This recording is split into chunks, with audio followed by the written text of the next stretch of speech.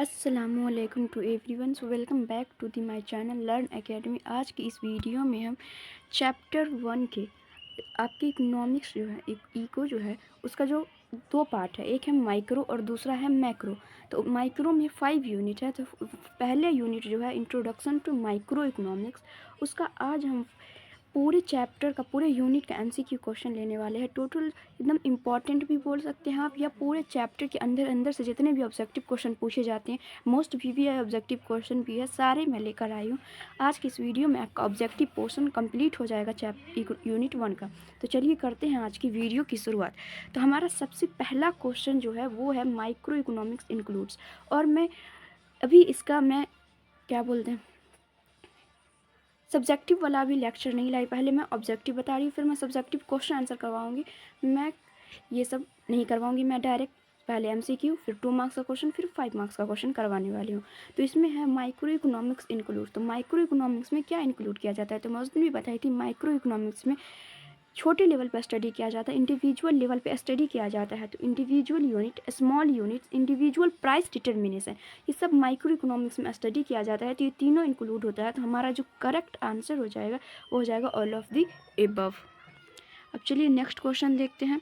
हमारा जो next question है वो है consumer behaviour is studied in. यानी कंज्यूमर बिहेवियर को जो स्टडी किया जाता है वो किस में किया जाता है, तो मैं बताई थी कंज्यूमर बिहेवियर को इंडिविजुअल लेवल पे स्टडी किया जाता है। तो वो जो किया जाता है वो माइक्रो इकोनॉमिक्स के अंदर किया जाता है। तो हमारा सही आंसर हो जाएगा ऑप्शन ए। नेक्स्ट क्वेश्चन है हमारा, विच of the following is studied under micro economics. फिर से वही सवाल, माइक्रो में क्या स्टडी होता है, तो मैं अभी बताई कि माइक्रो में इंडिविजुअल लेवल पर जो भी यूनिट्स होते हैं उसकी स्टडी किया जाती है, यानी अकेला अकेला चीज़, छोटे छोटे यूनिट्स की स्टडी की जाती है।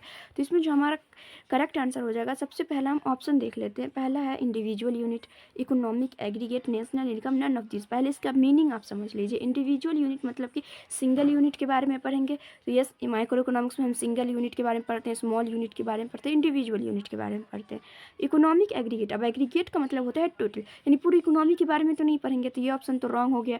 फिर नेशनल इनकम भी पूरी इकोनॉमी के लेवल पे होता है, तो ये भी हम माइक्रो इकोनॉमिक्स में पढ़ेंगे। तो हमारा सही आंसर हो जाएगा ऑप्शन ए। नेक्स्ट क्वेश्चन है, which of the following is study under macro economics. Macro economics में क्या स्टडी किया जाता है, तो मैक्रो इकोनॉमिक्स में पूरे इकोनॉमी के लेवल पर स्टडी किया जाता है, एग्रीगेट लेवल पर स्टडी किया जाता है। तो इसमें national income, full employment, total production, all of, यानी ये तीनों जो होता है इसमें स्टडी किया जाता है। तो हमारा जो करेक्ट आंसर हो जाएगा वो। अब हमारा नेक्स्ट क्वेश्चन है, which of the following is a branch of micro economics. Micro economics का ब्रांच क्या है, तो माइक्रो इकोनॉमिक्स के 3 ब्रांचेस है। वो है, पहला है प्रोडक्ट प्राइस डिटर्मिनेशन, दूसरा है फैक्टर प्राइस डिटर्मिनेशन, तीसरा इकोनॉमिक वेलफेयर। अब आप लोग सोच रहे होंगे ये है क्या।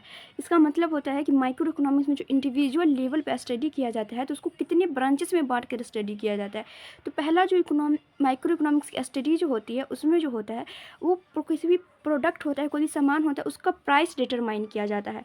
फिर कोई भी फैक्टर ऑफ प्रोडक्शन जो होता है, जैसे लैंड, लेबर, कैपिटल, एंटरप्रेन्योर, इन सब के प्राइस डिटरमाइन होता है। फिर इकोनॉमी के वेलफेयर के बारे में भी सोचा जाता है। तो ये तीनों इसका ब्रांचे है। अब हमारा नेक्स्ट क्वेश्चन है, which of the following is a source of production. Source of production कौन है, तो सोर्स ऑफ प्रोडक्शन किसको बोला जाता है, वही फैक्टर ऑफ प्रोडक्शन क्या है, यानी किसी भी चीज़ का प्रोडक्शन करने के लिए क्या क्या चाहिए होता है, तो लैंड, लेबर, कैपिटल और एंटरप्रेन्योर। तो ये लैंड, लेबर, कैपिटल, एंटरप्रेन्योर है नहीं, लेकिन ये तीनों हैं, तो ऑल ऑफ दीज।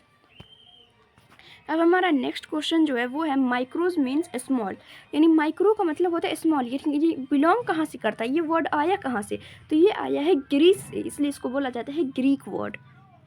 अब नेक्स्ट क्वेश्चन जो है हमारा वो है, which economist divided economics in 2 branches of micro and macro on the basis of economic activity. अब माइक्रो एंड मैक्रो के बेसिस पर जो माइक्रो एंड मैक्रो जो इकोनॉमिक एक्टिविटी होती है उस बेस पर इकोनॉमिक्स को डिवाइड किया गया था। तो ये किस इकोनॉमिस्ट ने किया था, तो ये किया था रैगनर फ्रिश ने। अगर आपसे ये भी पूछ दिया जाए कि इकोनॉमिक्स को डिवाइड किसने किया या माइक्रो इकोनॉमिक्स का फर्स्ट यूज़ किसने किया, तो वही रैगनर फ्रिश ने किया। अब नेक्स्ट क्वेश्चन है, who said economics is a science of wealth. Economics wealth का साइंस है, ये किसने कहा था, ये कहा था एडम स्मिथ ने। Who give the concept of limited resources and unlimited wants। Limited resource और अनलिमिटेड वांट्स का जो डेफिनेशन था वो किसने दिया था, वो दिया था रॉबिन्स ने। अब जो हमारा नेक्स्ट क्वेश्चन है वो है which of the following economic activities are included in the subject matter of economics. Subject matter जो इकोनॉमिक्स है उसमें किन चीज़ों को इंक्लूड किया जाता है। तो कोई भी ऐसी इकोनॉमिक एक्टिविटी जो अनलिमिटेड वांट से रिलेट करती हो और लिमिटेड रिसोर्स से रिलेट करती हो वही किस में इकोनॉमिक एक्टिविटीज़ में इंक्लूड किया जाता है सब्जेक्ट मैटर ऑफ इकोनॉमिक्स में। नेक्स्ट क्वेश्चन है who was the father of economics. Father of economics कौन है? Adam Smith. लेकिन अगर आपसे पूछा जाए फादर ऑफ मैक्रो इकोनॉमिक्स कौन है तो वो हो जाएगा JM Keynes, John Maynard Keynes. Next question है who give the definition of economics related to welfare. अब इकोनॉमिक्स की बहुत सारे डिफिनेशन बहुत सारे इकोनॉमिस्ट ने दिए, लेकिन हमारे इकोनॉमिक्स के बुक जो है first chapter introduction to micro economics, इसमें कुछ इकोनॉमिस्ट के नेम दिए गए और उसके द्वारा दिए गए डिफिनेशन दिए गए। तो उसमें अगर साइंस वेल्थ ऑफ साइंस की बात करें तो ये डिफिनेशन दिया था एडम स्मिथ ने, और वेलफेयर रिलेटेड डिफिनेशन जो दिया था वो मार्शल ने। अब नेक्स्ट क्वेश्चन है हमारा the word micro was firstly use by. अभी मैं थोड़ी देर पहले बताई हूँ कि इकोनॉमिक्स को इकोनॉमिक एक्टिविटीज़ के बेस पर माइक्रो एंड मैक्रो में जो डिवाइड किया था वो था रेगनर फ्रिस। तो ये वर्ड भी किसने यूज़ किया फर्स्टली? तो वो भी रेगनर फ्रिस ने। अब नेक्स्ट क्वेश्चन है according to home economics is a science of human welfare. वही क्वेश्चन है फिर से कि वेलफेयर वाला डिफिनेशन जो इकोनॉमिक्स का वो किसने दिया था? तो वो मार्शल ने। इन्होंने कहा था कि इकोनॉमिक्स जो है ह्यूमन वेलफेयर का साइंस है। नेक्स्ट क्वेश्चन है which of the following is not a factor of production. कौन इसमें से फैक्टर ऑफ प्रोडक्शन नहीं है? तो फैक्टर ऑफ प्रोडक्शन नहीं है तो लैंड, लेबर, कैपिटल, एंटरप्रेन्योर, ये चारों फैक्टर ऑफ प्रोडक्शन नहीं है। इसमें मनी नहीं है, बाकी वो चारों फैक्टर ऑफ प्रोडक्शन है। लेकिन आप बोलेंगे कि मनी, बिना पैसे के कैसे कोई भी बिजनेस चलेगा या प्रोडक्शन होगा, लेकिन वो जो मनी होता है वो कैपिटल में इंक्लूड हो जाता है, इसलिए मनी को यहाँ पर कंसीडर फैक्टर ऑफ प्रोडक्शन नहीं किया जाएगा। नेक्स्ट क्वेश्चन है which of the following is studied under micro economics. अब बोला जा रहा है माइक्रो इकोनॉमिक्स में किसे स्टडी किया जाता है? तो माइक्रो इकोनॉमिक्स में मैं अभी भी बोली हूँ इंडिविजुअल लेवल पे स्टडी होता है। तो individual level, family, individual form, individual industry, तो ऑल ऑफ दिस। अब हमारा जो नेक्स्ट क्वेश्चन है वो है the subject matter of economics is being studied under which branch. यानी सब्जेक्ट मैटर जो इकोनॉमिक्स जो होता है वो किस ब्रांच में स्टडी किया जाता है? तो इकोनॉमिक्स का सब्जेक्ट मैटर है तो इकोनॉमिक्स के दोनों ब्रांच में स्टडी होगा, तो वो होगा माइक्रो एंड मैक्रो एबव 2 में। नेक्स्ट क्वेश्चन है which of the following is not a welfare economist. Welfare economist कौन नहीं है? तो वही बात है कि यानी इकोनॉमिक्स का वेलफेयर रिलेटेड डिफिनेशन किसने नहीं दिया। अब यहाँ पर ये मत सोचिएगा कि वेलफेयर लिखा हुआ है तो मार्शल को टिक कर दे, लेकिन यहाँ पे पूछ रहा कौन नहीं है, तो मार्शल के कुछ अनुयायी थे, मार्शल, पीगो, कैनन, ये सब मार्शल के साथ थे कि इकोनॉमिक्स जो है वेलफेयर है, साइंस ऑफ वेलफेयर है। लेकिन जेबी से जो थे वो थे एडम स्मिथ के साथ, वो साइंस ऑफ वेल्थ बोलते थे इकोनॉमिक्स को। तो वेलफेयर इकोनॉमिस्ट कौन नहीं है? तो वो होगा जेबी से। अब नेक्स्ट क्वेश्चन है हमारा who said economics is sometimes positive science and sometimes normative science. यानी किसने कहा कि इकोनॉमिक्स जो है कभी कभी पॉजिटिव साइंस है और कभी कभी नॉर्मेटिव साइंस है? ये कहा था फ्रेडमैन ने। Which economist first use the words micro and macro. फिर से वही बात, जिसने माइक्रो एंड मैक्रो को डिवाइड किया है इकोनॉमिक्स के 2 ब्रांचेस में, वही ना इसको यूज़ करेगा, तो वो होगा रेगनर फ्रिस ने। अब नेक्स्ट क्वेश्चन जो है हमारा वो है scope of micro economics. Scope of micro economics क्या है? तो स्कोप ऑफ माइक्रो इकोनॉमिक्स की बात करें तो उसमें इसका 3 स्कोप है।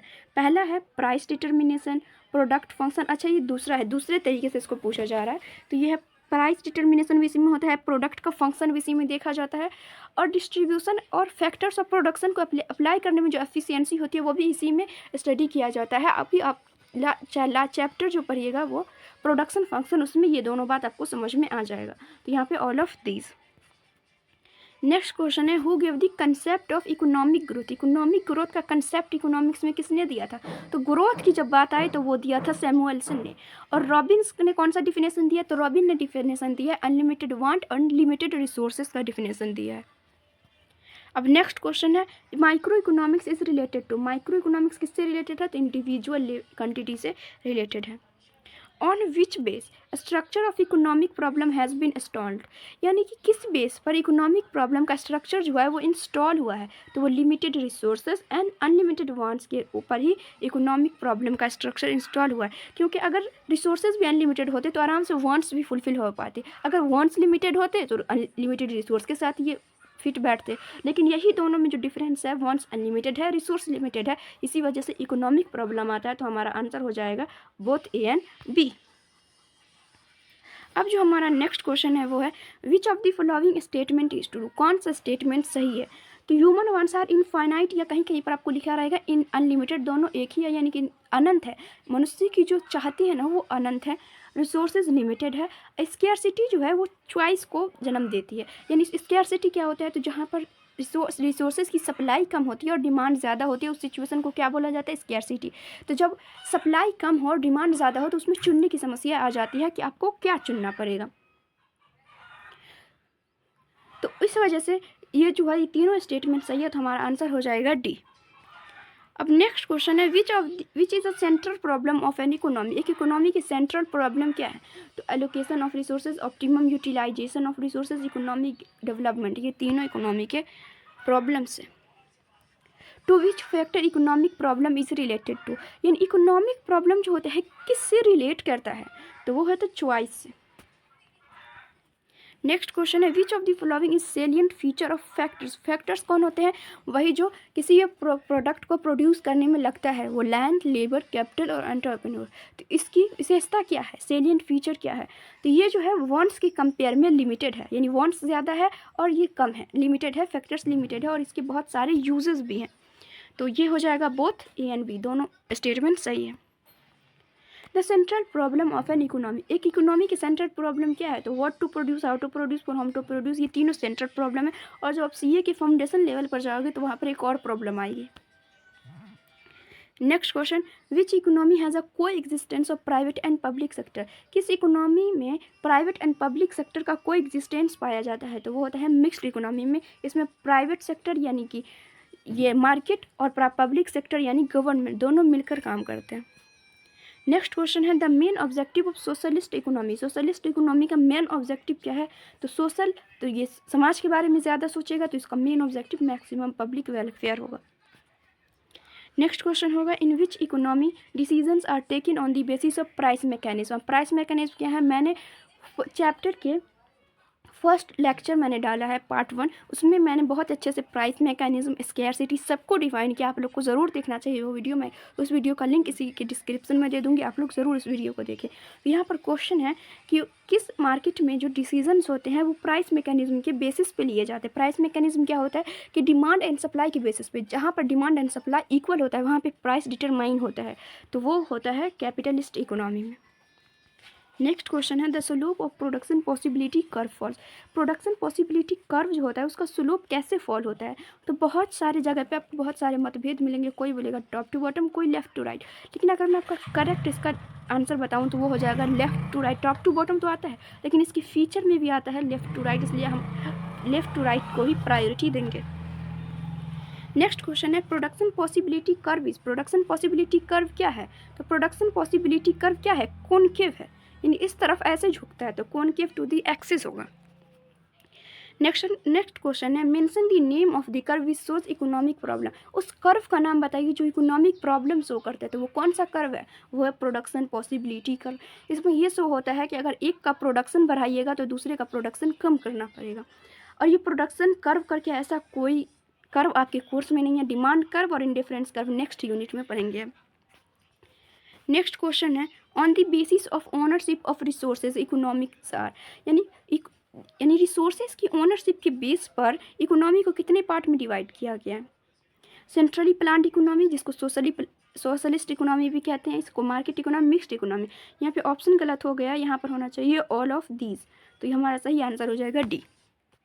नेक्स्ट क्वेश्चन है which of the following is marginal opportunity cost, marginal opportunity cost क्या होता है, इसमें होता है कि अगर आप दो गुड्स को प्रोड्यूस करना है तो एक का प्रोडक्शन बढ़ाने के लिए दूसरा का कम करना पड़ता है, तो change in production in good Y due to change in production of good x.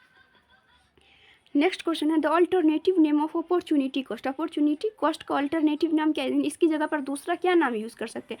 इसमें भी बहुत जगह आपको बहुत सारा मतभेद मिलेगा, लेकिन मैं आपको इसका करेक्ट और सिंगल आंसर बता रही हूँ, इसका नाम होगा इकोनॉमिक कॉस्ट।